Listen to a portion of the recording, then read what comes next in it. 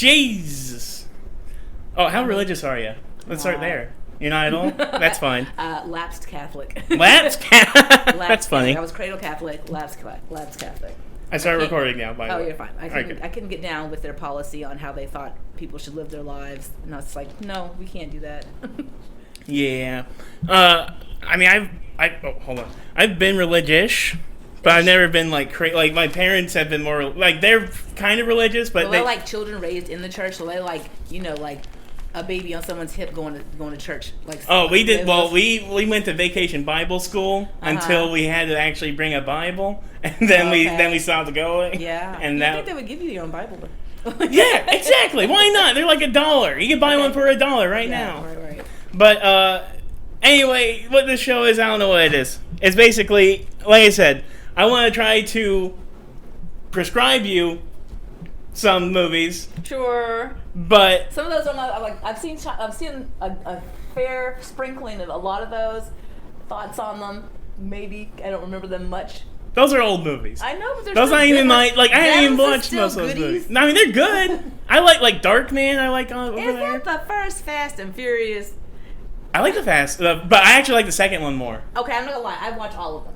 Oh wow! Because I have to finish them. I've seen all of them because I have to. The only one that I kind of like didn't go back to revisit because I didn't care to remember it was the Tokyo Drift one. Right. Like, my God, what is this? People have reclaimed Tokyo Drift. See, look here now. Okay. Like, no. I was like, we don't have to go here.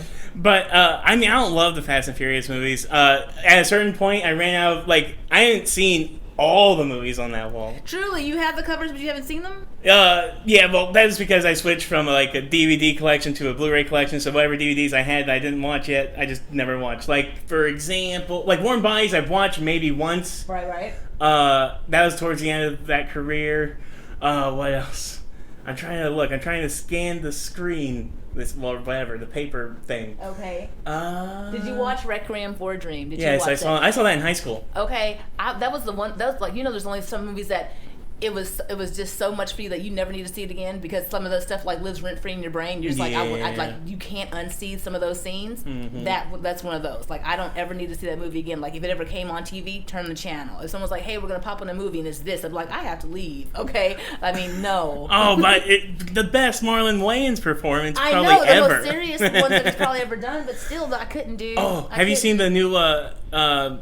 They made a serious version of Fresh Prince of Bel-Air. I can't. I know they did, and I'm sorry. It's good. It's good. Okay, well, I will say this. It is refreshing to not have to watch the standard pretty white people with problems. It's just pretty black people with problems? Yeah, I was like, it's pretty black people with problems, yes. Okay. Oh, but it's like Baldwin Hills. So I was like, yeah. There's more. It's just more. It's more saucy, though. It's like a CW show, but better. It's not HBO, it's not Euphoria, but it's like a step or two below that, and so they get some gritty stuff in there. Yeah, there's intrigue.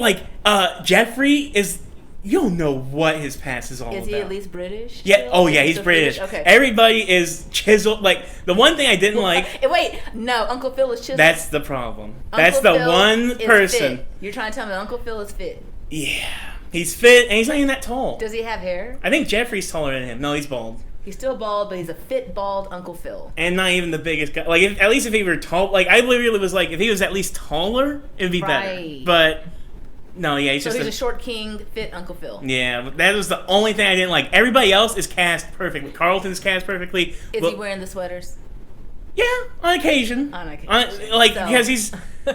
I think they've tied story arcs to everything you've seen in the original show. I think they're going to make Uncle Phil slowly morph into old Uncle Phil.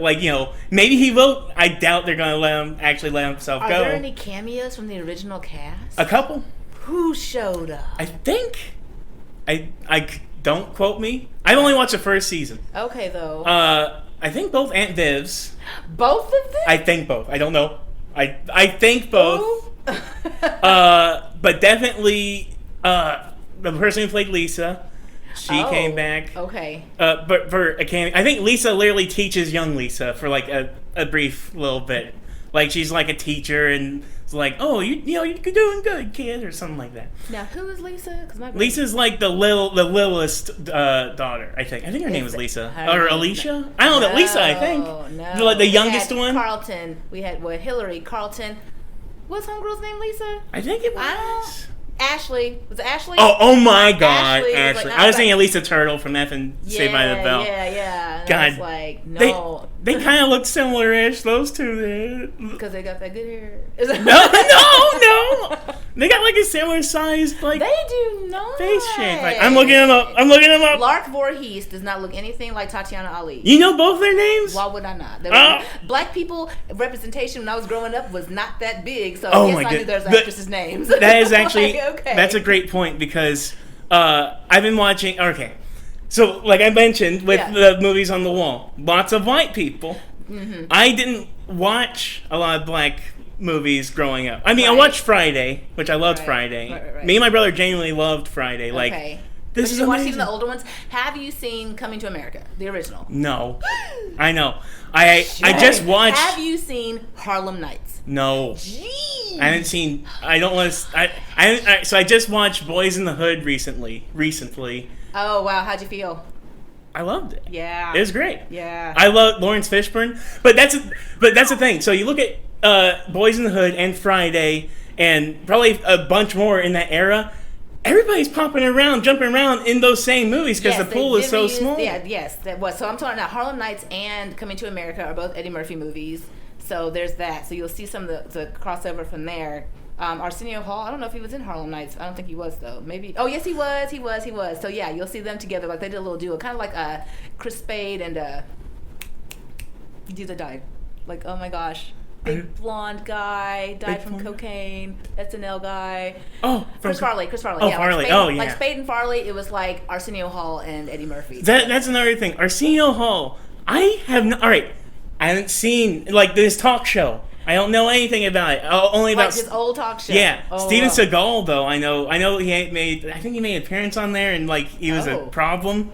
Like Steven Seagal's been a problem. Dude, yes, he has. Yeah, he's always. But my mom loved him. By the way, had a huge crush on Steven Seagal. My dad loves Steven Seagal. He had a bunch of VHSs of Steven Seagal. Like that was like a man's man kind of person. It was like that kind of like, ooh, okay. I don't know what he put in his hair. And apparently he has like a thing about just like 3-word titles like Hard to Kill or like I don't know anymore. I believe it because of my mother. I have seen them. I have seen those movies. I can't recall much about them, but I've seen them, the movies, and the one that had the chick from Weird Science. When they made, like, the girl, she's in the movie as one of his nurses and gets him out of there before some assassins show up. And I think he ended up marrying her, Kelly somebody. But I don't know. I haven't seen Weird Science. I know. All these classics, dude. So that's another thing. I say they're classics. In high school, that was when I was probably most obsessed about classics. Yeah, then you didn't watch none of them. I watched... I would have made you a list and be like, go for it. Netflix till you can't Netflix anymore. But now though, there's a whole process now. Now I have like reasons to pick different movies at different times for whatever reason. Like, for example, all right, when I put on Facebook when I was watching the Before trilogy, that 2 years ago. Yeah. I got it again recently because I was watching. In the 2 years, I've watched these 3 movies probably 1,000 times. They're very good. They're amazing. And my newest video I haven't made yet is going to be on the All right. So, I was originally trying to get you to talk about School of Rock. Yeah, which was like, ooh, I think that's a one-timer, too. Why is that a one-timer? It's a classic. How? It's a classic. That is crazy. That is insane. But I'll tell you a fun fact. Director of School of Rock, director of these, same. And, not writer. It was School of Rock was written by somebody else. Who directed them? Richard Linklater. See, and I love Linklater. Okay, and I love because Dazed and Confused. Okay. Everybody Wants You. Everybody Wants Some. Or Some. Thank you. And I have not seen Dazed and Confused. I almost want to make myself not watch it. I'm trying not to reach over and shake you. So, I almost want to not watch it because everybody's like, oh my god, dude. In college, that was the most annoying thing. Linklater is cheese. Well, yeah. Well, that's the thing. So this is what drove me into doing it was because his filmography is large and varied. It's like. Did you see that movie Bernie from however many years ago? Yes. Yeah. He did Bernie. He did Have you seen A Scanner Darkly? I watched it one time and I couldn't because of the animation thing and all the stuff. It's like my brain was like, "You're gonna combust. Don't do this." I watched it in high school again. Like that was my formative time. But I rewatched it again recently. He did 3 movies like this: Waking Life. Okay. Yes. Which that movie's great. Okay. A Scanner Darkly, and recently a movie called Apollo 10.5. I know I haven't got to there yet. I'm like, okay, when I like a director, I try to get as much as I can with. Oh, by the way, Kim Ki-duk. He is a Korean director. Have you ever watched Nine Iron? Have you seen the movie Nine Iron? If you watch one called Old Boy, be ready. Oh, I've seen Old Boy. Did you not? Good. Wait, Old Boy. He does. Well, but here's the sad thing. Don't. I'm sorry. What is it? I saw the Spike Lee one first. Spike Lee did the American version of Old Boy. Oh no! Yeah. Truly.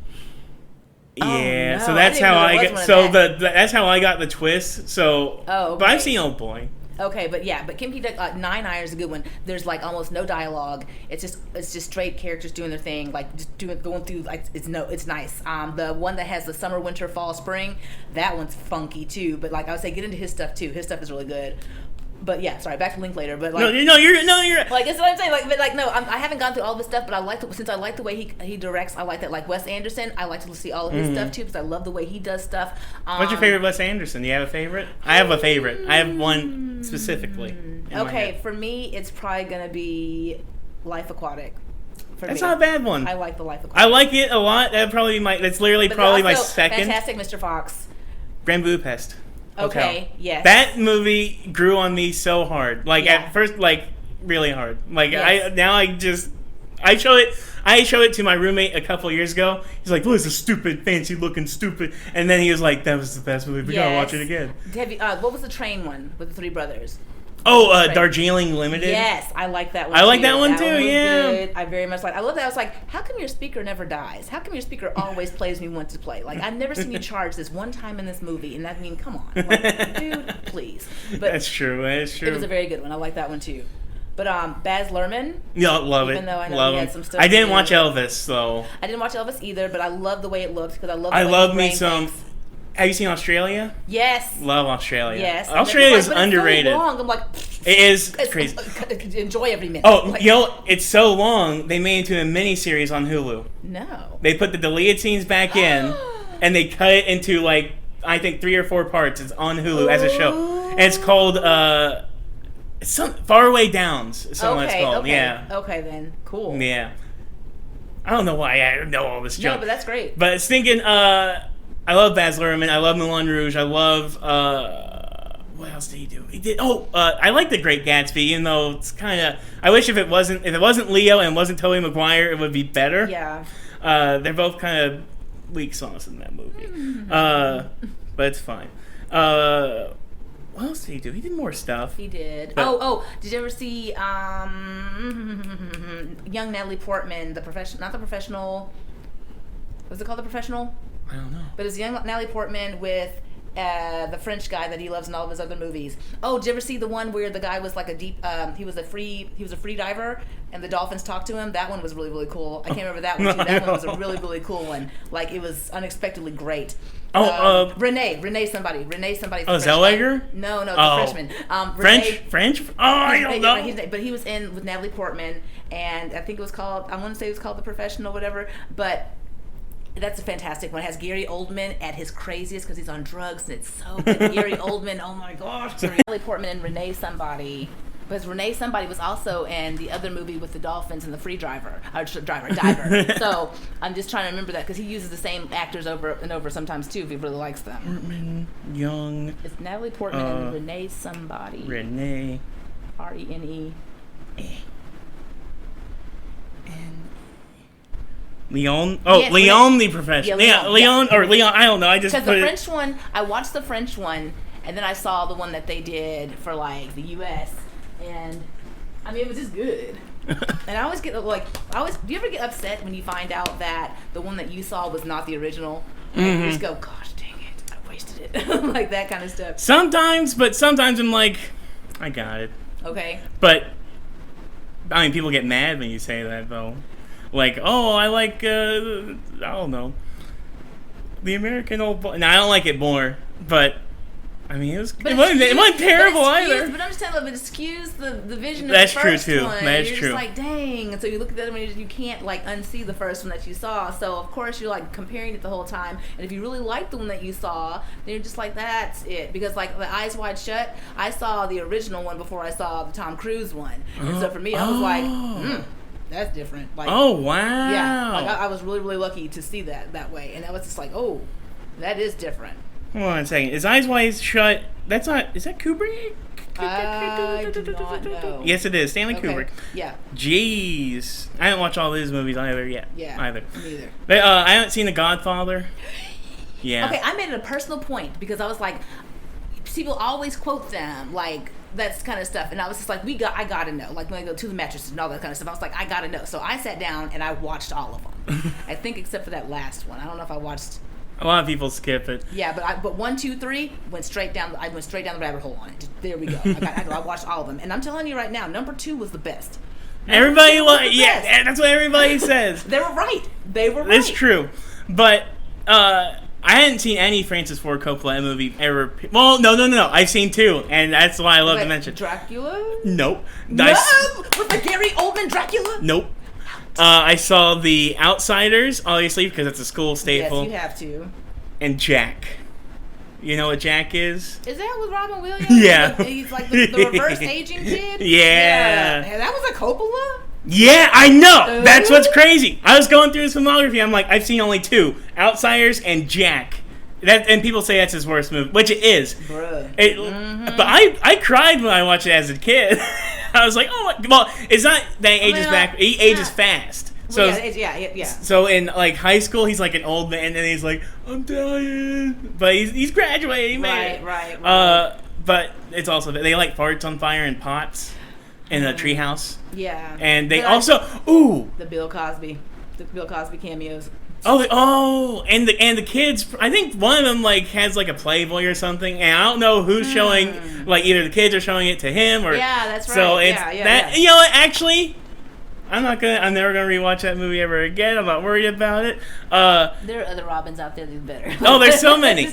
But I recently watched Apocalypse Now, but I watched the Redux. It's like a director's cut. Oh, okay. And look, so this is another thing. I didn't like it, but I didn't like it not because of it being a director's cut. Because I watched it. I don't know if you remember Casey. You remember Casey from 1,000 Years Ago? It doesn't matter. 1,000 years ago. Casey Klein. He played saxophone. I don't know. He brought it over. We watched it, and he kept making excuses like it's just because it's director's cut, not because. But I was like, maybe I could just not like Apocalypse Now. Maybe that's fine. That's absolutely fine. And I want to tell people about it so they can be mad. Oh, so some people you want to just start some stuff. You try to stir it. A little. Because here's another thing. I've watched so many movies, and the reason I don't feel compelled to go back to some classes is because I've absorbed them through osmosis. I've seen some old movies, and I've been like, I could have never seen it, and I've seen it. Yeah. Okay. That was just a box check. You're like, well, I've seen it now. Good. Yeah. That's it. Yeah. Okay. Why, now, and what excites me more now is, movies are easier to, they're easier to make unless you ask a big, stupid studio. And different people are making movies. Yeah, so, you can't, Tangerine, that was made on an iPhone. Yeah, so, exactly, yeah. I hadn't seen it, but I remember that. Seen it? No, I haven't seen it. I know. There's so many movies I haven't seen. By the way, that is not. That's a man. You know the premise of it. Yeah, it's like stuff. It follows like is she trans or drag? It's a. I don't know. I think they're a trans sex worker, and it's just a whole thing, like the day, like her day and stuff like that. But then transition to some other person for a second. I mean, it's a trip, and they're not shy about that world. They're not shy about discussing or showing or the grittiness of it and all the stuff for the access or how you would access. I mean, it's a lot. It's just it's different. I do want to see that too. I have that's Steven Soderbergh who directed that movie, and he's done a bunch of. He actually did the Magic Mike movies too. I think all of them. So I wonder about these things. So the people who do the art house movies and then they go over and do a big studio thing, is it because they need cash? Or it's because the art house thing was so popular that they're like, let's see if we can get you in here to get your people in there. But I don't think there's a huge group watching those movies to go, let me go on over here to like whoever, like Warner Brothers, and be like, let me try this. Like, well, back in the day, the old adage would be one for them, one for me, like, or two for them, one for me, or whatever.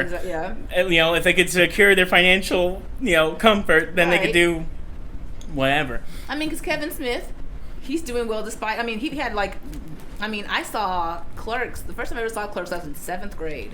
And I mean, that was when I saw it. And we watched it twice. Despite it being in black and white, my friend and I watched that movie twice in a row that night we rented it. Like, we rented it on VHS, straight up, went to her grandma's house, watched it once, did it again.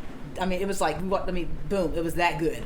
That good for a 7th grader. Like, for a 7th grader, just be like, this is dope. Now, mind you, I think we should have been in 7th grade watching that, but nobody was checking us at that register. So, I'm just saying, so we did it. We didn't watch it that young, but we watched it in high school, which is probably a more appropriate age. Probably, yes. That would have been the right ones. But again, like the 90s were different. Like, it was unfettered. You could leave the state as long as you were back at curfew or whatever designated time or place you were supposed to be. And we did. So I'm just saying, okay, yes, we did. So I'm just saying, we did a lot then.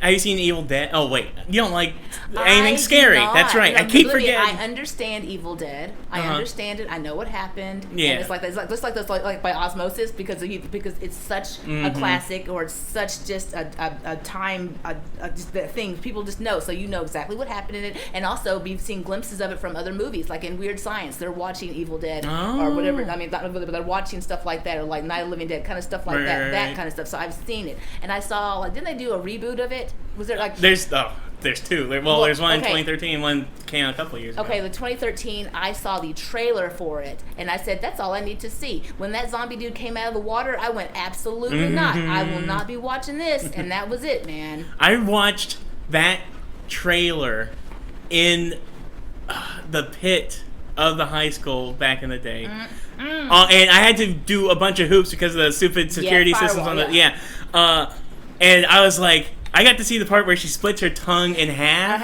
And I was like, I can't believe I just saw that here in school. Evil Dead. So my egg crack moment in my head was me and my brother. We were playing with toys, Spider-Man toys, and we would use VHSs as like brick walls to throw the toys through, and we put baby powder to use as brick dust. Okay. And I saw Army of Darkness, which is the third Evil Dead movie. Oh, yeah. And Spider-Man, and I looked at the back, and I saw directed by Sam Raimi on both of them. And I was like, what? That confused, like, what? Right. And it's two different, like the cover. Very much so. Yeah, and the Army of Darkness cover, it was the director's cut, and in that cover, it's not really Bruce Campbell, but it's a buff fella, with just two arms up in the air, one with a chainsaw, one with a shotgun, and then a bunch of like a scary face behind it and all this. And I was like, how can the same person be involved in both of these movies? Yes. And then, well, now I'm here. I don't know, but I saw Evil Dead when I was 7 or 8. Yeah, you talking about me? I'm like, look, all right, look, bro. Well, it took me a couple of times. It was very scary. Very scary. Yeah, and then my dad finally got. I was like, I can't watch it by myself. Can you watch it with me? And then we watched it all the way through. They didn't care about what we watched. Actually, violence is okay. Sex isn't okay. Right. That's probably just America, I guess. I don't know, or at least the South of America. No, but it's also like some parents just parent different and stuff like that. For me, it's like both of those things are no right now. Like for my kid, I mean, he's 4 though, but I mean, yeah. But I'm like, no, like he'll like, you know how kids like want to watch like, you know, people going through like on like Twitch and stuff. They want to watch people going through like levels on games and stuff like that. The Fortnite thing is blocked. Like we're not doing any pew pews. Like sorry, bro, no, I don't care. Like he doesn't even own a water gun. I'm like no, I'm not doing that. Yeah. That's I know he still knows and stuff like that, obviously, but I mean, it's just for me, like around. We won't. That's good. I think because I didn't even have internet until high school. Period. Like we same. We just didn't have it. So it was like VHSs, which my dad had a bunch of stuff I probably should have watched, but I watched it. Well, yeah. And DVDs and well, and we had cable sometimes, but right. But that was it. That was all. And like, you know how people always talk about like, how hard it was to get like a magazine from some guy or you know, a VHS from some guy, like you had to know a guy who knew a guy. Yeah. Especially if you were like a younger person. Right. Like, that man saying too much. But singing the book. No. People had flicks. They did. And yeah, so but like, I mean, if you're talking about that, then yeah, those things were there. Like, but also for us, well, for me growing up, it was back when, like, you know, we still had Blockbusters and all the DVD, like the video stores. So for me, there was that back room with the curtain, and I mean, we didn't go obviously because they would definitely say something. But I mean, those were options then. Like, you could go and rent them and stuff like that. You didn't have to tell anybody because they always put it in a bag. Yeah. So you didn't. No one knew. Because I do remember rental stores, but they obviously died in my time. Yeah. But like that back room shrink down to a shelf, exactly. And they had like bunny ears on the front cases of them, and it was like, what is that? I remember being a kid being like, what is that? Mm-hmm. Like, I don't know, but doesn't that, like, adding the mystique makes it more mysterious, which makes it more enticing? Right. I don't know. No, I understand. I don't know where I'm going on that whole thing. No, that makes sense though, because like some people, like they really want to know, and I mean and then if you go out of your way to make it more mysterious, as you say, then they're really gonna be like, ooh, what's in there? That's like Pandora's box kind of stuff. Yeah, and to that point, like trying to breadcrumb technology to a kid in the modern age. Oh my god. That's impossible. I think it's almost impossible. No, like there's no real gatekeeping for that kind of stuff. Really, there's not, because they're gonna find a way, or someone's gonna sneak it past something anyway, and it's gonna be in that category despite it not supposed to be there. That kid's gonna click on it, and there it is. It'll be there. Can't help it.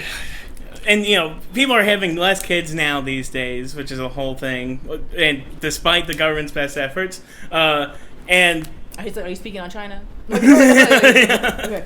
But you know, it's just why? I mean, I'm not saying why. They're expensive. Yeah, Well, yeah, they're expensive, and and to do it right, like you really have to be conscious of it. I mean, it's not like how it used to be. I mean, some people are trying to make it that way, though, but I mean, you're not gonna like beat your kid into submission. I mean, what on earth? No. Like, there's this thing like gentle parenting right now, conscious parenting, that kind of stuff. That's hard, but it's legit, but it's so hard. Okay, like, it's just, my gosh, sometimes. But I mean, to have them not be traumatized in their childhood, it's important.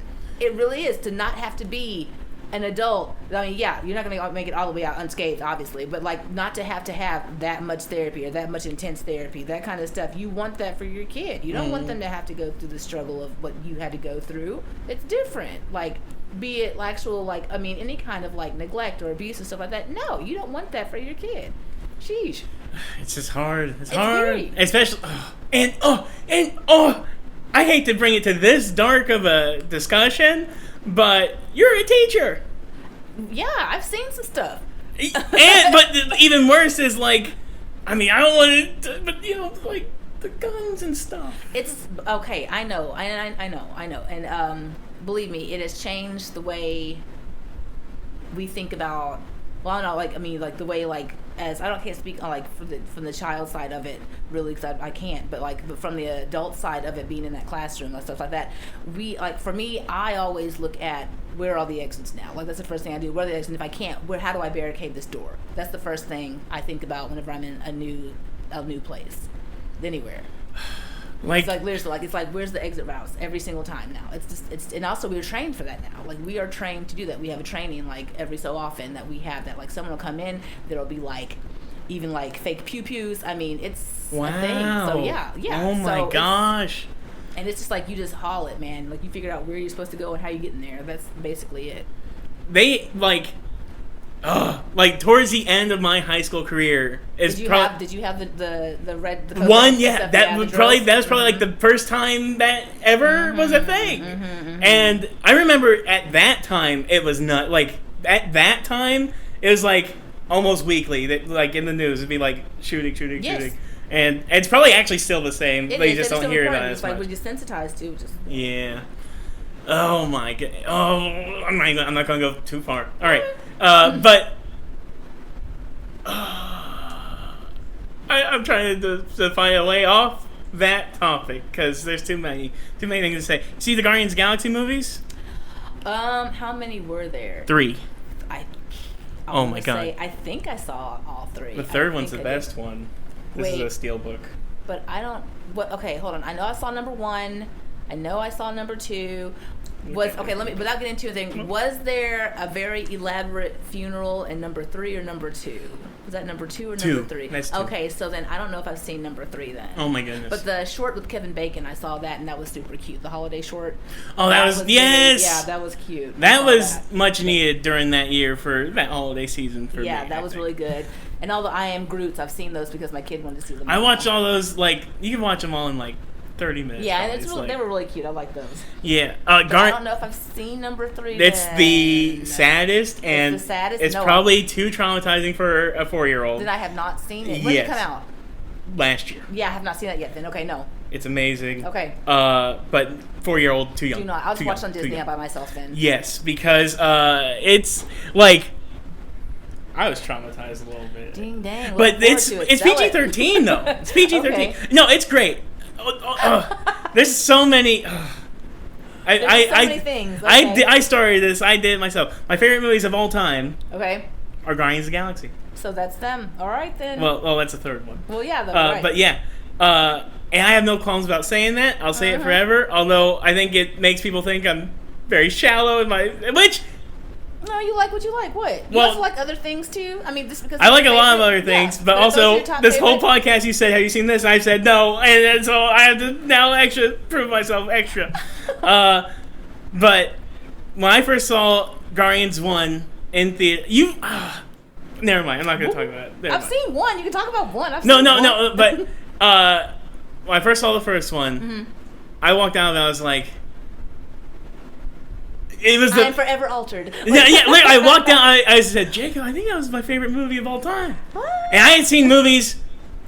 I mean, I've watched movies forever. Yeah. But I went to see it again. I was like, confirmed. And then the second one came out. It got bad. Well, not bad. It got middling reviews when it first came out. The second one, and I was scared. The first one, I only seen the first trailer, and then I went to the movie. The second one, I watched all the trailers, I watched all the reviews, and I was in college, so I got to see it. I had to see it like after I came back for the summer or whatever. And when I finally saw it, I was like, I was better than the first one. So the second one technically was my favorite, but I put them in one little category. Okay. And then the third one I watched literally last year. Yeah. And so how do you rank it then? Do you rank it what order then for like the best for you for those 3? Does it go 2, 1, 3, 3, 2? That doesn't exist. No, they are. They are it's unrankable. They are unrankable because they're okay. There is a big old bun up there, and it's been burnt in the oven, so you can't snap into any pieces. So it is a trinity. They are connected. It is how it is. Yeah. Okay. Yeah. That is it. No one is higher than the other one. They are all ranked the same of goodness. If I had to quality control, everything is the same. They're all different. They're all different. The thing is, they're all different, and they're all the best in different ways. The first one, it was the first one. The second one, it's way different than the other two because the second one is like, they're just hanging out for like a bunch of the movie. They're just in a spot. Yeah. Just taking in the vibes, pretty much, of that ego that was planet. The dad, right? Yeah, the dad. Okay. Yeah, Kurt Russell. Which I was like, I like him as a bad guy, by the way. Yes. I was like, he does bad guy really well. Yes. Okay. Also in college, but first of all, I'll say I said Guardians 2 was my favorite at that time, and I said it was better than the first one at that time, right? Because. It's deeper. It's deeper with all the characters. You learn more about everybody. Yes, you do. And also the Yondu death at the end. Oh man. But the worst part or the best and worst is when they're shooting all the fireworks and then it goes to Kraglin and he's just like he just starts beating his chest. Yeah. And can we talk about that Kurt from Gilmore Girls? I was like, were you not surprised to see him? Which one? Who? Craiglin, he's Kurt from Gilmore Girls. Oh, yeah. Oh. And I was like, when I first saw it, I was like, is that Kurt? Like, I was first like, is that Kurt? That's Kurt. Yo, Gilmore Girls up. Come on. I was like, yes. I was like, good for you, man. Get out of there. I haven't seen Gilmore Girls. Oofta. Not even an episode. Not an episode? Not even an okay. episode. I will tell you this. Watching it in 2 different decades of your life will put such a different perspective on things that I won't, I can't revisit. Like, there were certain episodes I'll just go back to watch, but feeling how I feel now about life and how how they did stuff and how they started like character growing those certain characters, I can't rewatch Gilmore Girls and enjoy it as like I used to now, and I'm just like, oh dang. Mm-hmm. So that kind of stung a little bit. There were movies when I was like in high school that I've either watched or I mentally thought, I'm not mature enough for like literally, like, even I could have had it in my hands, I could watch it right this second, I would just be like, I'm not mature enough for this. I'm not going to get this. Yeah. And there's other movies that, well, like I said, movies I did watch, I was like, I'm sure in 20 years this is going to hit real hard. Yes. One of those is like The World's End. Have you seen that movie? It's the third of the Cornetto trilogy. It was like Shaun of the Dead, Hot Fuzz, and then The World's End. No, I saw the first 2 though, but I think I saw The World's End. No. You do a lot of watch 2 and then skip the third. You know what, man? Sometimes life happens. But I can count to 2. But The World's End, it's basically about like old high school buddies. They, life happens. They split up over the course of a bunch of times, and one of them, played by Simon Pegg, racks them up all together again to do a bar crawl across like 9 different bars. Oh. And in the middle of doing that, an alien invasion happens and they have to survive. Nice. Yeah, but the saddest aspect of it is like just like being a changed person and then seeing your high school friends again, and then that weird dynamic, and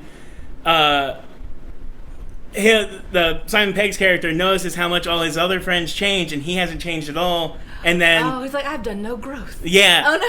And what's worse is like Nick Frost, Yeah. They're like, that's his like number 1 best friend as always. It's the Farley Spade, I'm telling you. Yeah, exactly. And then at the end, he's this is not a major spoiler, but he's like he tried to kill himself. And he's like, it's very sad. Yeah. And I'm like, this is gonna be way more sad in like 10 years. Now, or at the time now, I was like, I liked it. Yeah, I was just like, but it's like not enough. I don't know. I wasn't deep enough as a person. I just like not enough XP for that. Yeah, exactly. But yeah, that's about right. I understand that. Yeah, but yeah, I don't know. Wait, so you've been watching a lot of TV though, for sure. You do TV? I don't know. Like, we stream a lot of stuff. Like, I don't have like cable because I thought cable was just like a racket. But like, yeah. We stream a lot, but right now, I'm just telling you right now, I could tell you so much about My Little Pony. Oh, and no. I didn't know.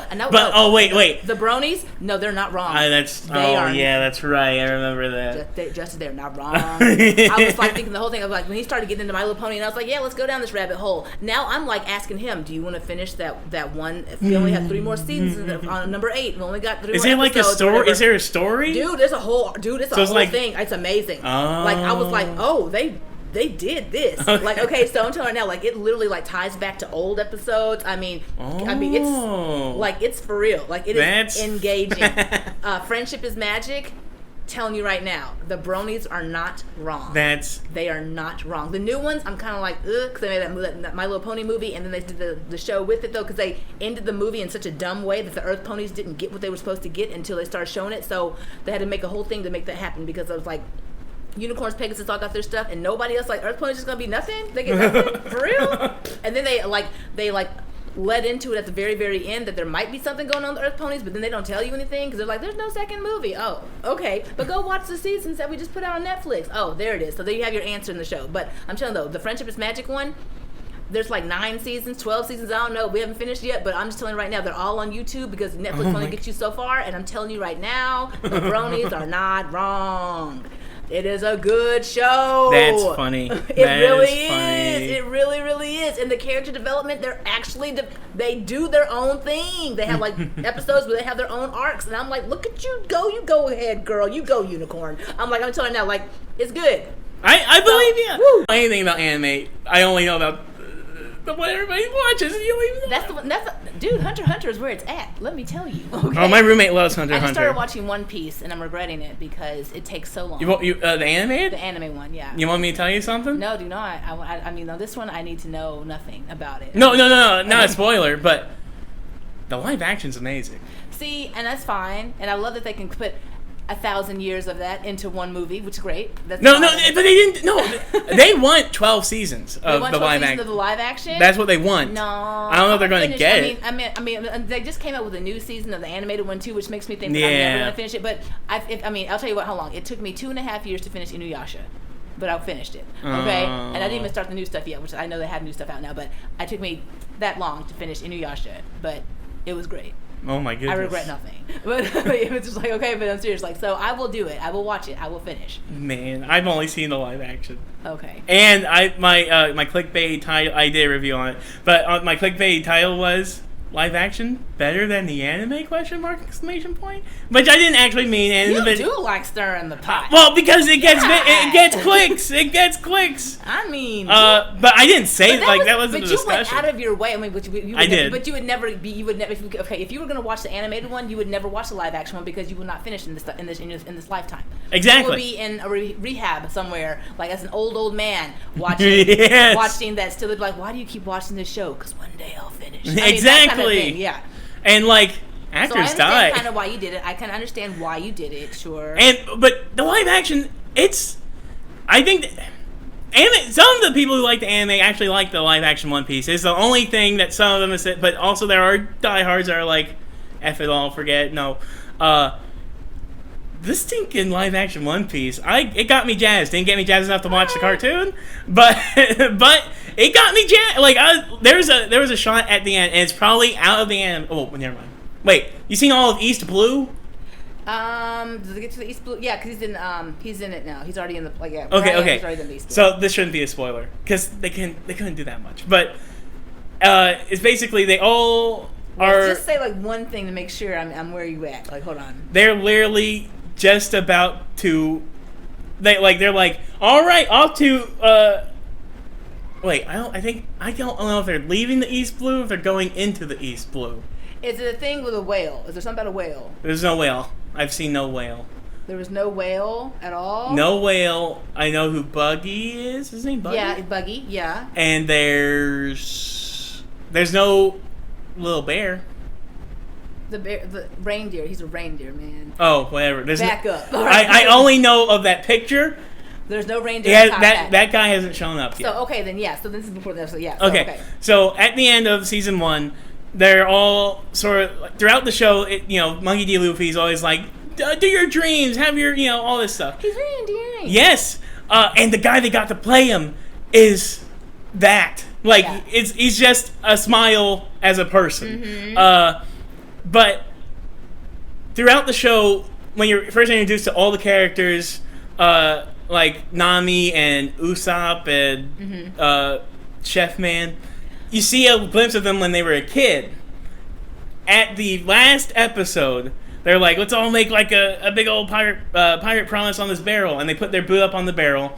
And they're like, it cuts from each of them about what they're going to do. And it's like, Monkey D. Luffy's like, I'm going to be king of the pirates. And in the middle, when he says, it cuts to when he was a kid and he says, be king of the pirates. And it just cuts back. And then, Nami, she's like, I'm going to make a map of the world. And it cuts to her being a kid drawing a map. I will also say that, too. I always have a hard problem with the chef's name, too. I always can never remember the chef's name. It always gets to me, though, about that I can't do that. Sanji, thank you. I can never get that. I could get there. I just got to dig in. That's always I got everybody else's name except that one. It's even Roanoke, that guy. I can get that one always. But I can't with him for some reason. I know. And he had the sad, to me, he had, they all have sad backstories. Have you noticed they're all built out of sadness? But, yeah. I don't know. Just that one gets me. I don't know. Usopp to me wasn't that bad, but Okay. Usopp in the live action is probably my least favorite, but I think that's because he just has the furthest to go. But he has great one-liners in the anime. He has fantastic one-liners in the anime. Super good. One thing, if you only watched a clip of the live action, it could be seen as like cringy or bad. But when you're in the, when you're just in the thick of it, it plays pretty good. But there is they try to deliver like an anime sometimes. Oh no! But it works 99% of the time. Oh. But there are times where it's like, this is much. But also there's so many practical effects, like the slug phone things. Yeah. Those are they have real puppets and they go like, that's pretty fun. I was very curious how they're going to do a pirate show, because pirate shows tend to be expensive because water. They did a good job of like being on a soundstage and yes. Doing it? Okay. I was like, I actually feel like they're off doing stuff. Okay. And the fight scenes are great. Netflix has they have the fighting people. Oh no, they do. Yes, they very much do. Yeah, they're good on them. Yeah. Have you seen any of the Daredevil?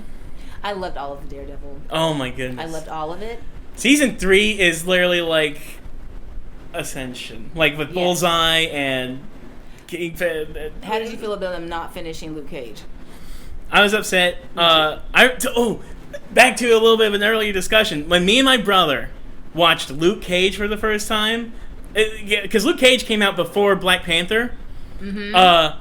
But we watched that first episode and we were like, this is the coolest. Yes. Like, it was just like... very good. And it's like a cat, like, pretty much all black people. The one white guy, like, the white partner in the first season was like a bad guy.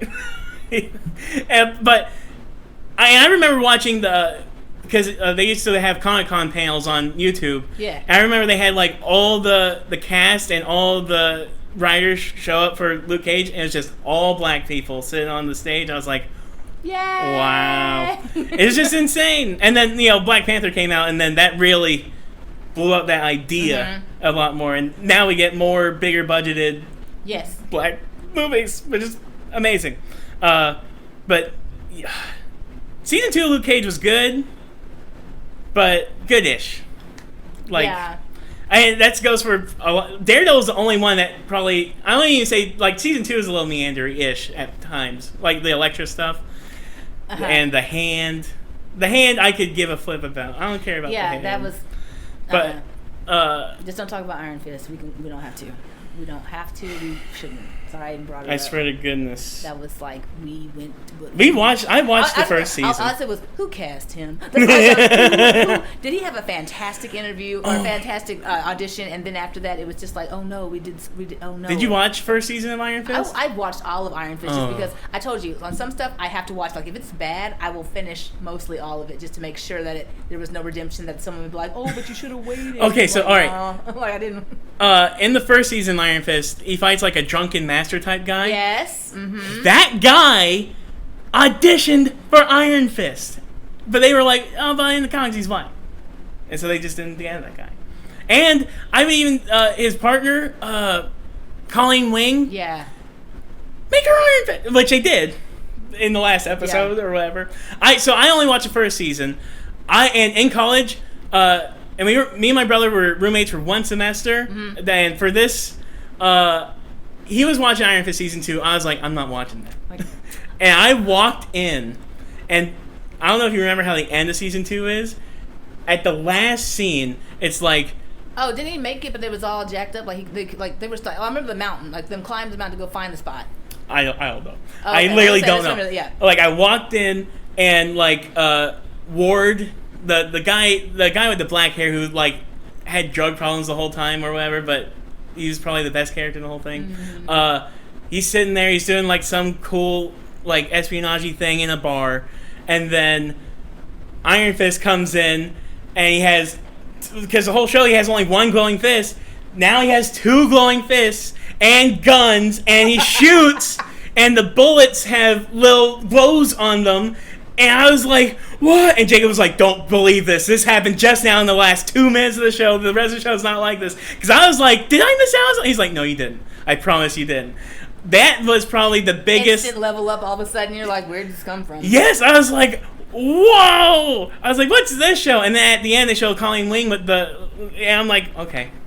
But... It was... Yeah. But back to Matt Murdock. Okay, is he not just the best? He's so good. He is the best. And okay, and like Foggy, did you ever watch any of his early stuff when he was in the Idle Hands movie? Did you ever watch Idle Hands? That, okay, like he was always been just a great, to me, I always liked his acting, and so to see him come back into acting, or maybe he's not, but like to see him in something this major, I was super excited to see him back. He's also in The Butterfly Effect. For a minute. Oh, dude. Yeah. I could not with The Butterfly Effect. I think it was Ashton Kutcher. Was that Ashton Kutcher? I couldn't with him. The Butterfly Effect is... No, I love the movie idea of it, but if it would have been anybody but Ashton Kutcher. No offense, Ashton. Man. I'm just saying. I couldn't. Well, I watched it, not recently, but in college again, and it's not... The acting's terrible, yes. Yeah. But the story is if they would have had anybody else... I know, that's what I'm telling you. But that's what I'm telling you. Do you know the alternate ending? Was the alternate ending of The Butterfly Effect, which the ending's hard to remember too. Basically, yeah, it was. Like, I don't know. Basically, he burns his books and he solves the problems. He doesn't have powers anymore. He just makes it to where he doesn't know the girl anymore, or whatever. Whatever, the main girl. It doesn't matter. Yeah. It really doesn't matter. But throughout the movie, and this is in the normal theatrical cut. Throughout the movie, it's always alluded to about how his mom kept having a bunch of miscarriages and he was successful. He was like the first successful pregnancy she's person only, I guess. But in the director's cut, he's in the psych ward and he's like, I gotta change this, I gotta hurry up. And he starts reading and blah, blah, blah. He goes back in time, turns himself into a baby, and he strangles himself with the umbilical cord. Sick. Yeah. Baby suicide. Like his own infanticide. Like that's like... That's ew, nasty. It's crazy. That's awful. It's awful but awesome. They set it up, and then it's like, what? Then it makes you think, were all her other babies time travel babies? Come on, man. That's cool. But she's gonna lose her dang mind. Yeah, it sucks. So, and why does she have time travel? They should have made a sequel about her. Really should have made one about her. But then can you imagine always like respawning basically pregnant knowing it's not going to end well? Could you imagine? Shoot, no. Absolutely not. Yeah, no. That's true. Hard pass. Mega hard pass. But yeah, that ain't it. Ooh. But Foggy was in that too. I don't remember him in there because I'm sorry, I couldn't get over it. I think Ashton blocked everything, so no. Man, I like. Well, I don't know. I can't say I like him that much. I mean, for me, Kelso, that'd be as good as he gets for me right now. Probably. Can you think of anything that he did? Like, what was he in? Anything that? Oh, Dude, Where's My Car? Oh yeah, Dude, Where's My Car? Oh. I also remember it happened in Vegas with Cameron Diaz. I do not recall that. They get married. I have seen the box or the DVD box for that. Yeah, the box where it happened in Vegas. There's also. I know that movie exists because I know the front cover. Yeah. I know that. Or maybe I saw like the thumbnail on Netflix or something. Somewhere I saw it and I was like, we're gonna not do that. Yeah, I don't even remember what happens. I just remember it. I don't know. His wife has done some great stuff. Yeah. His wife has done some really great stuff, so good for her. Yeah, she does, yeah. She was in like serious things. Yes. And also, that time that was weird. I think they were both in, like, There's No Strings Attached and Friends with Benefits. But Mila Kunis was in Friends with Benefits, and Ashton Kutcher was in No Strings Attached. Right. With Natalie Portman, oddly enough, with the Black Swan connection. Which, how's that, then? I don't, like... Black Swan? No, well, I haven't seen Black Swan, but... Well, it's a good one. You would be in for I know it's effed up. It's very... Yeah. Very, but Winona Ryder, fantastic in that. She's in... Wait, what? Wow. Yeah, like... Her scenes were man. You were just like, I didn't know. I mean, we've always known like she's been, like, since she's been a child actor, so like, or actress. But I mean, like, it was just, that was good. Like, I was like, even though she was, and there was really like only like this much, and this much of her in the movie, but every time she hit every single one, like she stole the scene every single time, and I was just like, shit. Okay. Oh my god! Mm-hmm. Wow! Oh, I do need to see. Watch it for her. Then watch it for her. I do need to see like. I like Darren Aronofsky. Yeah, Darren Aronofsky did Black Swan and Requiem for a Dream, and he does dark real well. Yeah, he does dark, and mental hurt your feelings really well. Like mental anguish. Anguish. Yes, that. He does that super good. Yeah. Makes you want to talk about how was your childhood, dude? What was it like? Yeah. Oh, okay. We're gonna turn out the lights. Okay, cool. All right, keep talking. No, okay, that like that. Okay, that. Yeah. That's like a record. Have you seen Blind Spotting? A movie called Blind Spotting? Let me see if I have it over here. Who was in it? Here. Oh, Daveed Diggs and a guy named Rafael Casal. I have not seen it. It's a good movie. You might like it. It's about this guy who's in. He's like on, I don't know, parole, I guess. Yeah. Okay. And he has 3 days left before he's officially a free man again. And on one of his, like, I think the second, or on his first of his last 3 days, he witnesses a police shooting. Mm-hmm. And then he has to, like, just deal with that, pretty much. But it's actually, I would describe the movie a mix between Friday and Clerks. Oh. Yeah, it's fun. It's a funny movie. It's more of a comedy. It deals with heavy subject matter, and also there's slam poetry in it. There's one scene where they're both sort of just walking down the street and just sort of rapping at each other, just talking about whatever. See, 'cause I only know Daveed Diggs from Hamilton and from Blackish. Yeah, well, this movie is so good. Like, I literally vibrate by the end. Like, I'll be shaking because I'm like, there's a show too that's I don't know where it stars unceremoniously canceled it and deleted it. They didn't even leave it up. Yeah. Wow. So I don't know where you can find it illegally. Right. But the show is even better. The show, so the main theme. Does it keep them, or does it recast? It keeps. Daveed Diggs is involved in the show. He writes on every episode. Oh, okay. He is the co-showrunner of the show. He's in it once at the last episode. Wow. Okay. But they do. The white guy is still in it, but so this is about Daveed Diggs, trying to get out of prison and be like free. The show is in this movie you meet this guy's family. He has a black wife and a big son. Yeah, and it's and they play with those dynamics. In the show, the white guy goes to jail in the first episode, and it follows the show's about his wife, and trying to grow up or trying to deal with. Her husband's in jail. She's having to live with her mother-in-law. Oh, wow. Okay. And, shenanigans ensue. Not even her mom. Okay, dude. But what the show expands on that the movie does a little bit of is like these long soliloquy-ish slam poems or whatever. Mm-hmm. Like a character will turn to the screen to start and just go for it. Okay. Yeah, but it's good. It could be bad, but it's really good. And they do it they don't do it every episode. It's very like when the scene calls for it. Okay. But the coolest part, and this is more about the show than the movie, the coolest part that the show did was they incorporated interpretive dancers, and yeah, it's nuts. And they use the interpretive dancers as background to help describe what a character is feeling, like just right there. Like there's a part where his wife is like looking back at the mother-in-law's house because they got married in like high school or whatever. So she knows the house and she's just sort of looking, and the interpretive dancers are moving through each room, reenacting every little memory from throughout the years, and it's all one shot, and it's so. I am. Look at this. Yeah. It's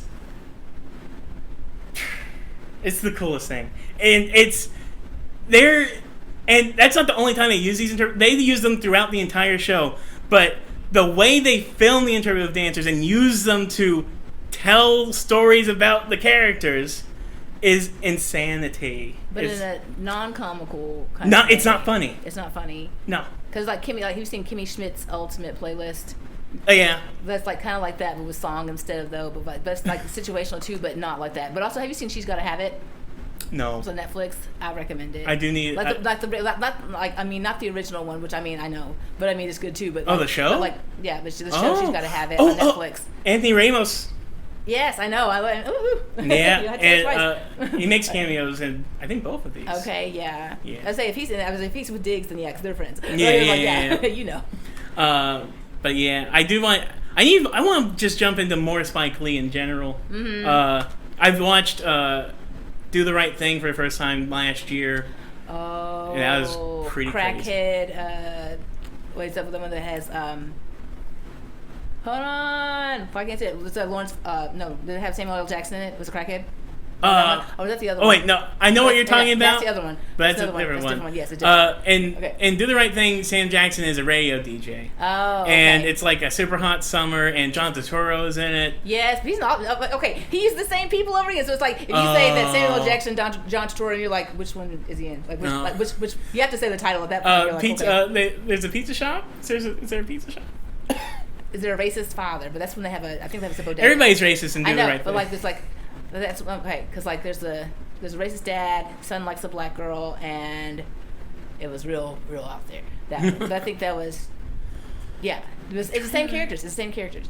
Man, same characters? Yeah, they're not same characters, but same actors. Same actors. Yeah. Yeah. But yeah, I don't know.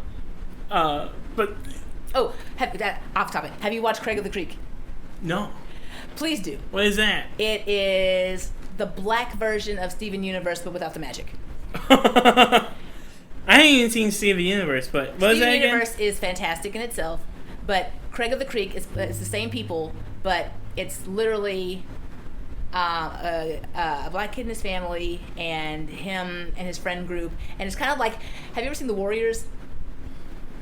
No, but I know of it. You need to see that too. Yeah, The Warriors is kind of like that, but childlike, and it's so great. It's super, super good actually, and it's deep. It's deeper than you think it would be, and just like how Steven Universe, there are episodes of Steven Universe where I ugly cried because it was just hitting. I know. Strings. People go insane for Steven Universe. There's a reason. There's a reason because it hits deep, and you're just like, yeah, I wasn't expecting that. I just went 30 minutes. Cartoon Network, leave me alone. Yeah. Dang. Okay, so. Those two for sure. Like, watch Steven Universe, watch Craig of the Creek. But what you need to do first, please do this. Watch the Craig of the Creek movie first before you watch. The movie first? Yeah, watch the Craig of the Creek movie because that's his origin story. And it came out after the show, which I thought was silly. But watch Craig of the Creek movie first for origin, how he get to the creek, and then watch the creek. Okay. Yeah, like it's really like it's interesting, which is great. It's interesting, which is funny about it, because it's people think I'm just gonna watch this cartoon, love it. End up like, oh, that's not what I thought. It's so good. Oh my god. So yes, please watch Craig of the Creek movie first. Screenshotting. Yeah, Craig of the Creek movie first. I know it's on Max, but it's also on Hulu. Well, the show is on Hulu, but I don't think the movie is on Hulu. But yeah, you can get it all on Max though. I'll find it. Okay, yeah, you can find it for sure, and it's just excellent, like so good. There was another one. I don't know. Warrior. Speaking of Warriors, Lin-Manuel is doing a Warriors musical. No. Yeah. Now I don't know if he's doing it for like a play or if he's doing it for a movie, but I think it might be a movie. Oh. If it's a movie, that'd be cool. Yeah.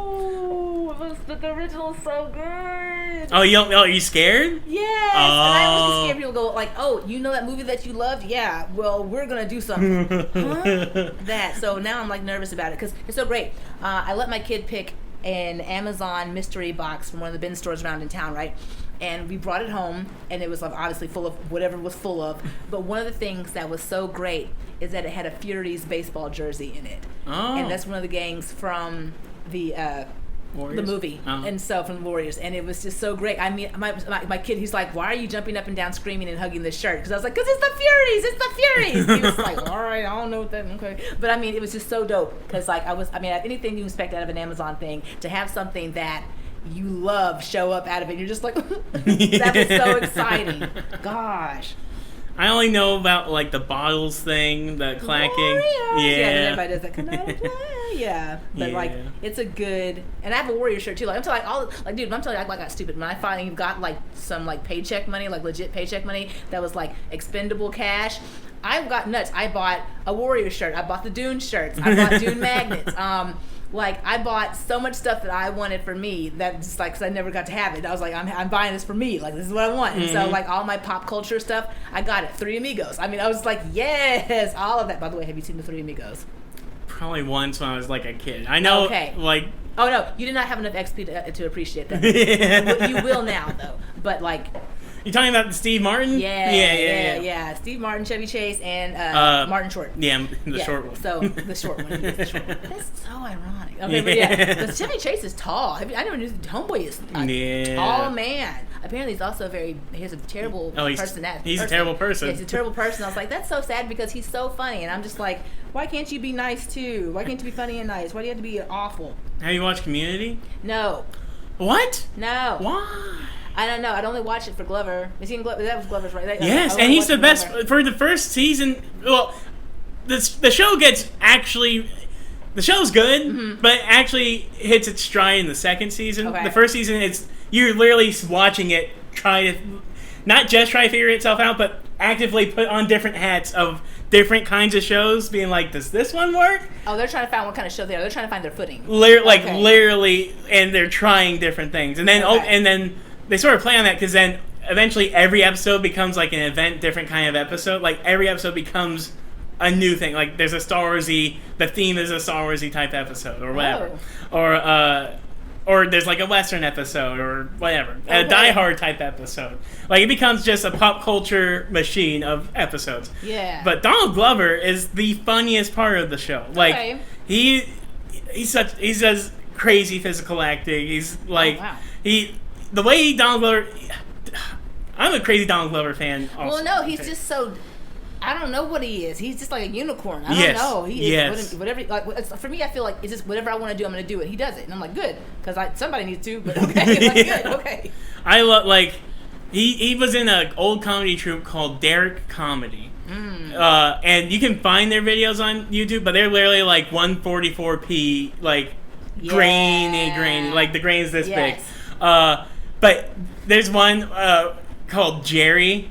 It's very funny. He plays a student, and he basically walks in, and just as he sits down, he accidentally farts. No, he poops his pants. Oh no! And he's like, oh, and then then he gets up, walks out, then walks back in and pretends he's just Jerry with a jacket. And he's like, hey everybody, I'm Chad, and I'm just here to be in school. And he sits down, you just hear a squishy noise. And then people are like, Jerry, just go to the nurse's office or something, whatever. And he just keeps coming back as a new character. And not, oh, God. And then his last character is, he has like a fake beard and glasses. He's like, hey everybody, it's me, the principal. I'm just here to... And he sits down and he farts all over again. And he just leaves. Dude. It's like the worst kind of double downing. Just like you should not don't do this. Don't do this. It's like quadruple downing. Oh my god. There's so many skits on there that are very funny. But have you watched Atlanta? I haven't. I know. Jeez, Atlanta. I heard, it's the first two seasons are. I'm bringing it up this way because it's like the first two seasons came out normally, and then there was like many years gap between, and then seasons 3 and 4 came out the same year. Oh. Yeah, it was that quick. But there's such season 3 and 4, especially when you look at those two, are so different. Like the season, so it's called Atlanta. It's all in Atlanta, Georgia. Do they acknowledge the time gap? Yeah. Oh, good. They do, but in a low key way. But in season 3, the price of gas. They go to Europe. Okay. And the whole time, while they're in Europe, you'll have episodes of the main cast in Europe, and then you'll have these anthology episodes back at Atlanta. And that's when it got deranged strange. Because each one of the anthologies is just nuts. One of my favorite ones, and it's not that big of a spoiler, is... did you ever watch National Treasure? Yeah. The best friend. Stuff? Yeah. Whoa. Yeah. But in National Treasure, Justin Bartha, he's an actor, but he was his best friend, Nick Cage's best friend in the movie, the computer guy. He's a guy. So reparations have just become legal, and he's a white guy, and so he's like a white guy at like a firm or something. So every time he goes to work, you're seeing the black people just celebrating, and then slowly just different. Like the white people are thinning out because they're basically having to liquidate all their assets just to pay the black people. Wow. And then one day he goes home and this black woman's at his door being like, "I want my $1 million." basically. Oh. And it's just, and I showed it to my brother, and he didn't like it because he was like, he said, this is like a Republican's nightmare or something. But he's not a Republican type person, but he just was like, he thought it was like antagonistic, which it definitely is. Mm-hmm. But it was so good because, I'll spoil it just because the final shot is the guy is now a waiter. He's basically just working class, and he's a waiter at a fancy restaurant, and the camera's just pulling back as he's serving people, and all the people in the seats in the fancy restaurant are black people being served by white waiters. Uh-huh. And it was like, wow, crazy. But there was one episode he did about mixed people, and I was where are we going? And what do we get? Do we get half? Well, but the episode about mixed people, or the mixed guy, each anthology is a different concept. Yeah. So the one about the mixed guy, it's like this guy, he's mixed, but he's white passing, and he has all rich white friends, and he's a senior in high school. Oh my god. And his girlfriend is going to this fancy college, and he's really hoping he could get in, but his dad's like, you're not going to that college, we can't afford that college, and all this. This is the best part. So, this really rich, really popular black, I don't know what he did, but he was just really important guy. He basically buys the school, they rename him, and he says, I'm going to give every senior I think it might be a full ride scholarship or a big scholarship to college or whatever, right, if you're black. And so then all the black kids have to go in one by one and talk to try to get the scholarship. And so this guy who's basically, he has to go and try to prove himself to try to get the scholarship. And that's all I'm going to say about that. Oh, wow. I love it. Atlanta, I say both these shows. What would you classify Atlanta as? Is it a drama? It's a comedy. It's a comedy. It is straight up. It is a comedy. On occasion, it skews dark. But it is. I think it's always a comedy, even when it's. Is it just always scenarios of stuff, or does it follow a group of people or a cast of people? Or that was in season 3 when they did some. That's when you said they got that strange kind of weird stuff going on, what tangents are happening. Before that, in the first 2 seasons, they don't do weird things happen. Donald Glover called it Twin Peaks with black people. No, Twin Peaks with rappers. Twin Peaks with rappers, because it kind of sounds like Black Mirror a little bit. Some of the scenarios. Well, sometimes. Yeah. Okay. There's one episode, and it's also a very funny episode where because I don't know if they were standalones or not. Do they ever go back to a certain episode or recall something from a certain episode? No. That's so they're standalones. So they pretty much. Yeah. Every episode, you're basically dropped into a random week, and sometimes time passes and whatever, but it's not that important. There are occasional payoffs, but it's the smallest thing. I love shows like that where I like a series too, where it follows people too, but I love stuff when it's just each episode could be its own little thing, and that's what like Love, Sex, and Robots. Have you watched that? I love those that kind of stuff.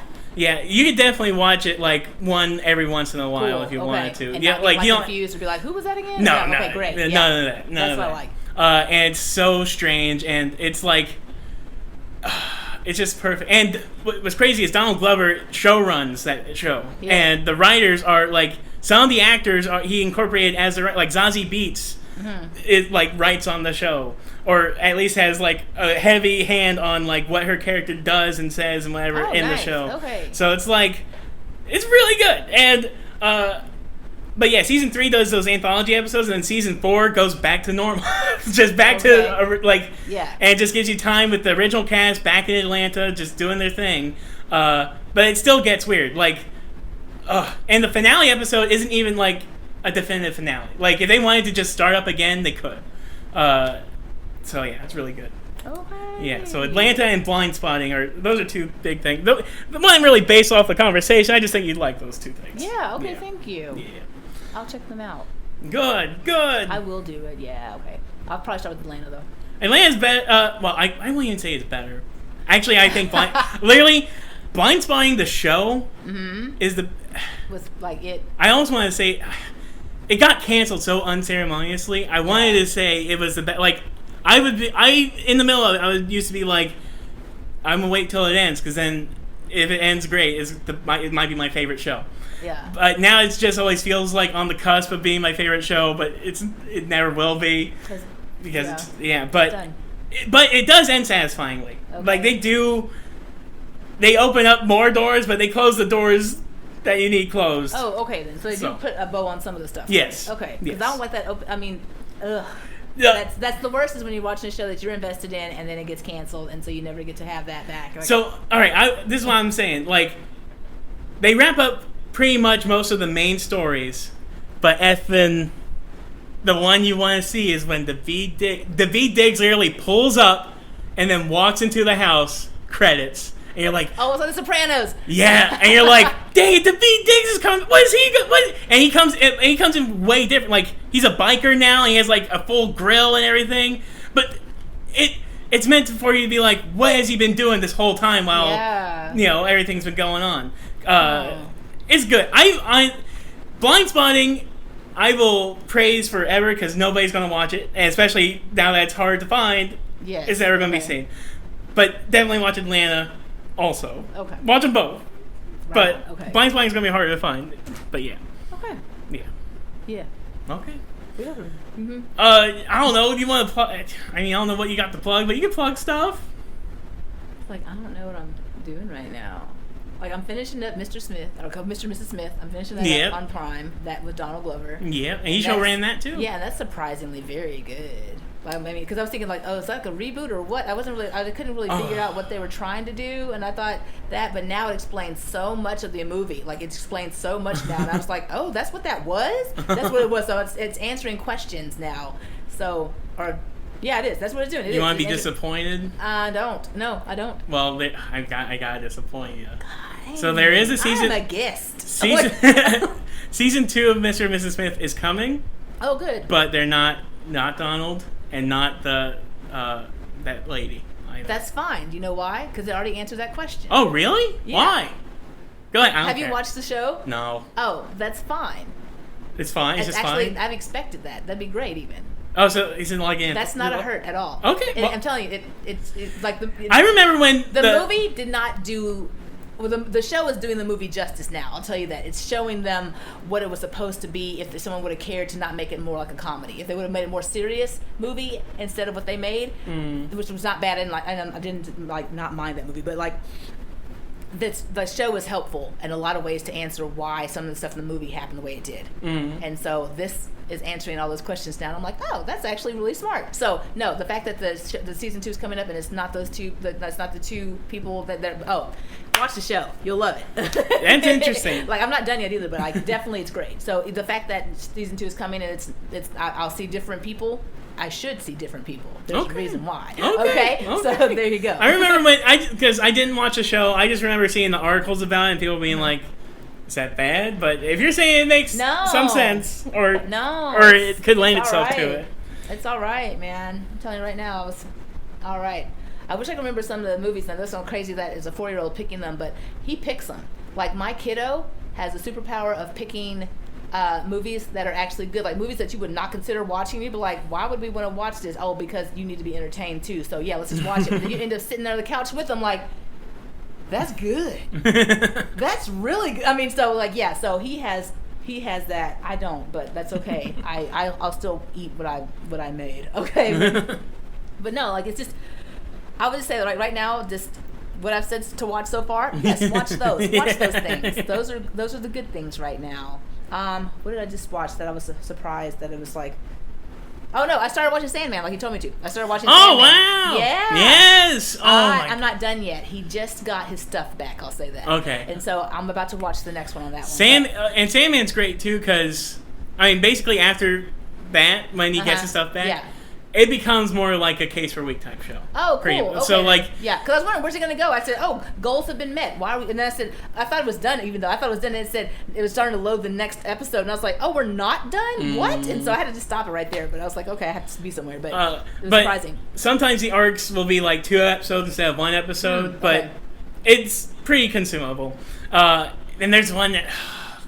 I'm not going to say anything. I read there was a they used to have these big, thick books. Oh no, I know. I have access to them. Like, someone asked me if I wanted to read them first before I started the show, and I was just like, oh, too late now. And I was like, so I'm already in this, but like I have access to them, so I can read them all because my friend has all of them. I think the first season, it's either like, I think it's most of that first volume, and I read that first volume in school, and that was it. And just, I was surprised how well the show translates it all, because it's bonkers and weird and yeah, it's like, very bad. So have you seen Dark City before?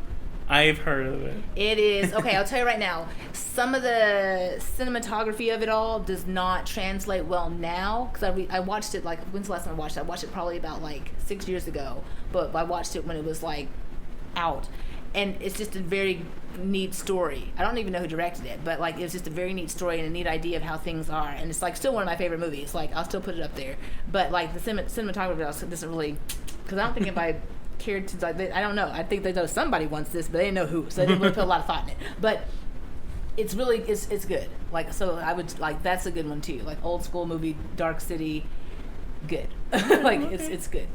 I know like people compare Dark. I think. For some reason, people might compare it to The Matrix. Am I making that up? No, it's... Yes, actually. Matrix-ish? No, yes, actually. No, I think... Oh, do the Wachowskis owe them money? Oh, what? Oh. Oh, no. Them ladies might owe them some money. Have you ever seen How I Met Your Mother? Like the show? Yeah. Yes, I've seen it. I actually finished it, I think, yeah. So, like, you know the episode... where it's like they say some weird thing that one of the friends does, and like in their head like glass breaks, and now they could only pay attention to it. Yeah. Mm-hmm. What, did I just do that to you with Dark City? Yeah, actually, yes, because that's like how the characters are just at the whim of somebody. Like, oh, you were a banker, you're not anymore. Now you're a pig farmer, or something like that. That kind of stuff. Interesting. Yeah. Interesting. They might. They might now. Also, there was a movie I saw recently called, I don't know if you would like it, though. I don't know if I can recommend it. It's called I Saw the TV Glow. So, if you ask the Wachowskis, they would talk about The Matrix being like a trans allegory, which... Oh, okay, well, fine. Just accept it. All right, good. I'm good with it, too. But this movie, I Saw the TV Glow... It made me rethink The Matrix in that way, because so I Saw TV Glow. It's a trans allegory type movie. It probably paints it as more. It's less so about it being a trans allegory than The Matrix is, but also the themes are very universal. Like you don't have to be a trans person to be like, oh, I feel that sometimes, or. Because it only relates to me because I'm that, but it's like it's universal because as a human you're gonna experience these things regardless. Yes, and like, and it's very inspired by like David Lynch type stuff too. And like there's a part where it's basically about these kids who are obsessed with a TV show and they bond over a TV show, and it's about like it's a guy and a girl or the kids, and the show is about two girls, and they. This guy and girl, they're friends, but they split up multiple times. Like their parents won't allow them to be friends, pretty much. Oh. And one day, like 15 years later, after school, after they're done with school, the girl comes back and says, "What if I told you that TV show was real and this isn't real?" And the big bad of that TV show, Mr. Melancholy, Truman. He like. Made us. He put us under a spell that trapped us here, and you gotta die. You gotta die to get out. But what's cool about this movie is they. I'm sorry, I haven't seen you in 15 years, and you started smoking crack. Is that right? Yeah. Okay. But what's cool is though it's like the whole time you're sort of like in any other movie, the guy would be like. All right, I'll go with you. Let's go see where this goes. But instead, he doesn't. Because you're a crackhead. Yeah, pretty much. Yeah. But so basically he just lives life in denial of that truth. And because of it, he starts. Does she well, you know what? Oh, but that's the fun part. That's the fun part. No, you're good. But that's the fun part about it. Like, they do definitively answer whether what she says is true or not, in a way. Okay. But that is something you're basically reckoning with the whole time. It's like, that can't be true. Is it true? Like, what would it mean if it is true? And the guy character is going through all of that the whole time, and it's like the longer he goes on with life, and he just doesn't do it, the more he regrets not doing it, and he's just obsessing over it.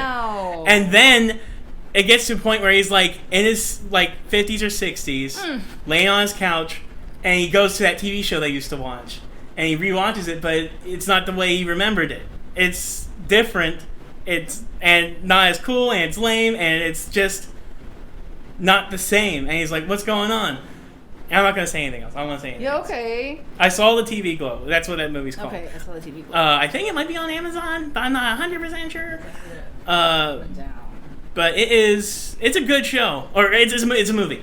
But it has Twin Peaksy vibes and it is so blatantly Twin Peaksy vibes because I just finished after Twin Peaks.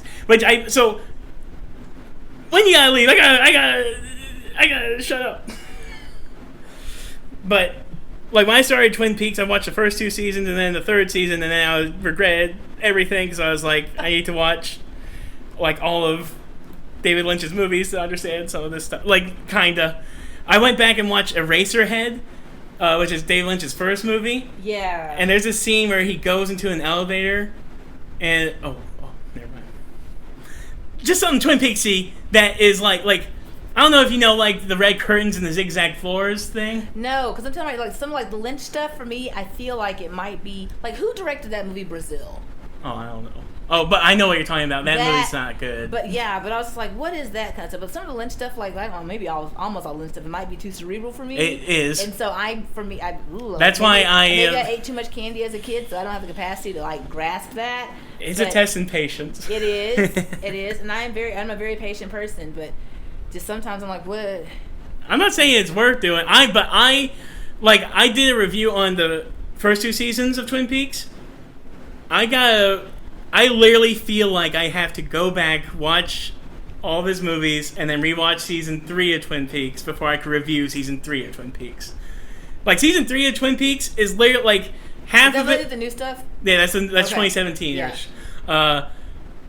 And you could maybe argue that you could watch it on its own because it's mostly about like what I think the thought process of David Lynch going into that season of Twin Peaks.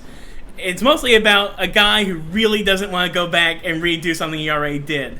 And he's like, and literally sort of just feel him being like, okay, you want Twin Peaks? I'll give you Twin Peaks. And, but it's good though. And the biggest praise I give for it is, it looks like, besides the fact that all the actors are old, that came out a year later.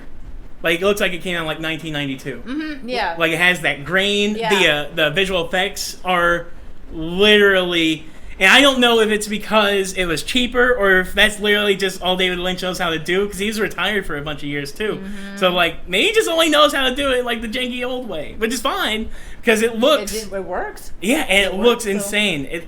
I will say, if you... The visuals are insane. Insane. And... There's one episode. It's called God of Light, and it starts off with first a performance by 9 Inch Nails, and then a nuclear explosion, and then you go into the nuclear explosion, and then into space and all. It gets crazy, and then there's these weird, dirty old men that dance around and phase through reality. It's crazy. Look, I don't know. I could never recommend it to anybody. I almost wish I didn't start it because I'm in that thought process of maybe I should be an older person watching this, but I'm also I don't know. Ooh, it's crazy. Yeah, that ticks none of my boxes. Yeah, I know. I mean, I'm not recommending. I was just yeah. Just I was like, no, that's. Yeah, but Kyle MacLachlan was in it. Who? Kyle MacLachlan. I mean, obviously, but yeah. Yes, because he was. He's just great. Yeah. He's just a. Yeah. I didn't know he was in the Flintstones movie back in the day. Yeah. And is he in Gilmore Girls? Or was he in? I know he's in a show, or maybe he's in Sex and the City. Maybe. No. Yeah, he's in he's in Sex and the City. Okay, yes, he is. okay, Sex and the City, he marries Charlotte. Oh, okay. I watched all that too. Yeah. I didn't watch any Sex and the City. I do, but those are two shows I do generally. Well, maybe not so much Sex and the City, but Gilmore Girls. I had thought about watching one. I mean, go ahead. Honestly, because I watched it twice. Like like 2 times on that. Have you ever finished Brooklyn Nine-Nine? I don't think I finished it, but I watched like 5 or 6 seasons. I mean, it was hilarious. Yes. Like, gosh, the stuff between the captain and Wunsch, mm-hmm. those are some of the best zingers of things. Like, I'm telling you, like, he was such a great actor. God, he was good. Have you watched the X-Men 97 show that just came out? No, everybody told me to watch it, though. I need to. I've heard. Yes. I've heard. Not only do you need... You need to make sure you get your feelings right before you watch this, what someone told me. That's kind of true. Like, I've never... Like, anytime you watch, like, an X... Or... It's always like Xavier versus Magneto, but you're always like, I know Magneto's wrong. This show made me be like, no. Well, no, there's people that always thought Magneto was right. Well, yeah, but I think at the end of every movie, you're usually like, he has to lose. Isn't that just more like because you want the good guys to win kind of thing, or who in your mind is the good guys? I guess because maybe. You never think about like the people who always think about like the people who are being oppressed and stuff like that. They're on their side, so they'd be like, no, humans are wrong for this. They're right to do this. They're right to make their own utopia. They're right to do their own thing. I mean, maybe without all the death, maybe y'all could have a peace treaty. But look how good our peace treaties have been in the past. So maybe not. But I mean, like just saying that kind of stuff. So people have. I mean, who is your perceived good guy versus bad guy? And that's.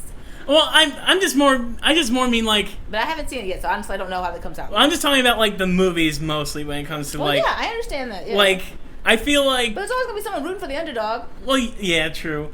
But I feel like most of when Magneto in the movies seems more like, except for, I'm trying to separate it because I think Fassbender's Magneto is a little more deeper and has a little bit more like in both movies, in First Class and X-Men, you see the whole the Holocaust scene. Yeah. And that's how do most villains in a sense come out like in the end because they've had some traumatic thing that they thought they could help in some way and it tore them apart and they realized maybe it's not worth saving or maybe it was that and that's I agree with a lot of their origin stories. I think First Class does it better at seeding that idea and also because you see a moment when have you seen the X-Men movies? Mm-hmm. Okay. In First Class there's a moment when Xavier's trying to basically help Magneto turn a giant satellite, and Magneto's trying to use anger to do it all the time, and it's not working, and he unlocks a memory in his brain of when his mother is giving him a birthday cake and he's blowing out the candle or whatever, and then he can turn the satellite. Like, I like more of... seeing more scenes of that, of just seeing them be friends and like each other. Like, in the old X-Men movies, they play chess sometimes. Right. And that's sort of like... You see already in prison, and that it's a glass chess set, and it's something like that. Yeah. And then also, I don't think you see enough mutant atrocities in the movies for you to feel more on... Like, the most is, like, the third one when they can take away their powers. And also in Days of Future Past, when it's a terrible future and all that. But there's not.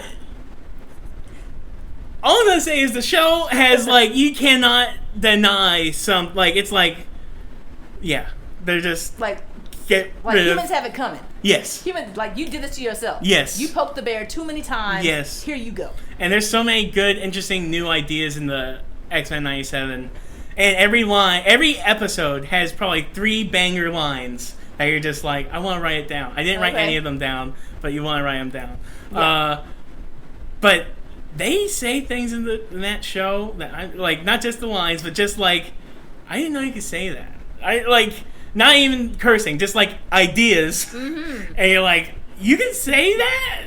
I don't want to say anything else. Right.